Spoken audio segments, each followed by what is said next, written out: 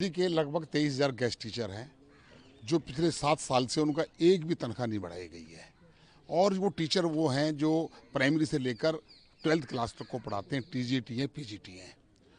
DSS भी एक सफ़ेद हाथी दिल्ली के अंदर ऐसा है जो समय समय पर एग्ज़ाम नहीं लेता। इस कारण गेस्ट टीचर लगाए गए, स्कूल में टीचर नहीं थे। अब उनका कसूर क्या है कि आप एग्ज़ाम लेंगे नहीं, और गेस्ट टीचर बनने के अलावा उनके पास दूसरा कोई तरीका नहीं था। अब 26,000 रुपये के अंदर आप बच्चों को पढ़ाएंगे, क्या वो शिक्षा दे पाएंगे? एजुकेटेड लोग हैं।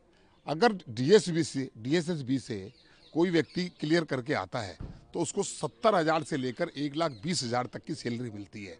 उतना ही काम वो करते हैं। इन गेस्ट टीचरों की डिमांड ये है, समान कार्य और समान वेतन, उनका हक है ये। वो कोई किसी से भीख नहीं मांग रहे, और वो लगातार बहुत शांतिपूर्ण तरीके से छुट्टी के दिन वो अपनी बात रखते हैं, आंदोलन करते हैं। शनिवार रविवार भी उनकी सैलरी कटती है पर डे के हिसाब से। मतलब कि आप ये देखिए कि पर डे का आदमी बना दिया, अरे महीने की सैलरी होनी चाहिए। मई जून के अंदर भी सैलरी नहीं होती, उनको कितने कम दिन मिलते हैं। तो हमने एलजी साहब से मांग की है कि गेस्ट टीचर भी उतना ही पढ़ाते हैं बच्चों को जितना वो जो टीचर पढ़ाते हैं डीएसएसबी से। तो इनका जो है टीए डीए और इंक्रीमेंट इनकी बढ़नी चाहिए, और इनका स्केल बढ़ाना चाहिए। और जो एक हरियाणा में एक स्कीम है कि जो गेस्ट टीचर लगे हैं वो 60 साल तक की आयु तक वो टीचर रहें, उनको बीच में हटाया ना जाए। और वैसे भी मैं बता दूं आपको कि ये जितने गेस्ट टीचर लगे हुए हैं ये हट ही नहीं सकते, क्योंकि डीएसएस भी एग्जाम लेगा ही नहीं। जब एग्जाम लेगा ही नहीं तो इनको तो वहाँ पढ़ाना ही पढ़ाना है। और अगर उसके बाद एग्जाम ले भी लेता है तो ये कहाँ जाएंगे? इनको तो 60 साल तक पक्का करने की गारंटी हमने एलजी साहब को कहा है।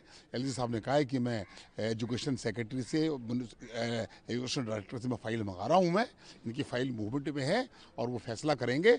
और हमें उन्होंने आश्वासन दिया है कि टीचरों की सैलरी जो है हम बढ़ाएंगे। सर, आज मुस्लिम स्कूल में देखिए, अरविंद केजरीवाल जी का अगर कोई प्रिय विषय जो कोई होता है तो उनका प्रिय विषय है भ्रष्टाचार। अरविंद केजरीवाल को पूछे जी आप किस धर्म जाति की बात करेंगे, तो वो कहेंगे मैं एक विशेष धर्म की बात करता हूँ। अगर मौलाना और मुअज्जिम को भी तनख्वाह नहीं दे पा रहे हैं जो उनका प्रिय लोग हैं वो, तो आप समझ लीजिए दिल्ली का फाइनेंस क्राइसिस में आ गया है। दिल्ली क्रश हो चुकी है फाइनेंस के मामले में। वरना उनको तो बहुत जल्दी वो तनख्वाह देते, और उनको तनख्वाह दे नहीं पा रहे। और आज जो है पुजारियों की तनख्वाह की बात कर दी, कह रहे हैं कि कल वहाँ हनुमान मंदिर जाएंगे। तो हनुमान मंदिर जाके पुजारियों को ये काम, अब आपको पुजारी याद आ गए, अब आपको हमारे गुरुद्वारा के श्री गुरुद्वारा के ग्रंथी याद आ गए। 10 साल पहले में आप क्या सो रहे थे क्या? चुनाव के वक्त ये केवल चुनावी जुमले हैं उनके।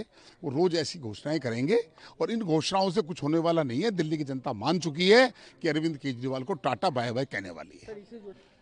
हमें ये कहना है कि अगर ईमानदारी से अगर वो हनुमान मंदिर जा रहे हैं और हनुमान मंदिर के सामने जाकर हनुमान बालाजी महाराज के सामने शपथ लें कि मैं इनको 1 जनवरी से दे दूंगा, 1 जनवरी से मैं इनको तनख्वाह दे दूंगा, हम मानेंगे कि हनुमान जी का भी उन्होंने सम्मान किया है। और केवल अगर राजनीति के लिए जा रहे हैं तो उनका जाना ना जाना बेकार है। केवल फर्जी कागज भरवाने के बाद सब रद्दी की टोकरी में डाल दिए जाएंगे। सर, वोट को देखिए, ये एक पूरा गैंग अरविंद केजरीवाल जी का अब वो पकड़ में आ गए हैं। 2015 और 2020 में इतना अपार समर्थन कैसे मिला? अब चुनाव आयोग इसकी जांच कर रहा है।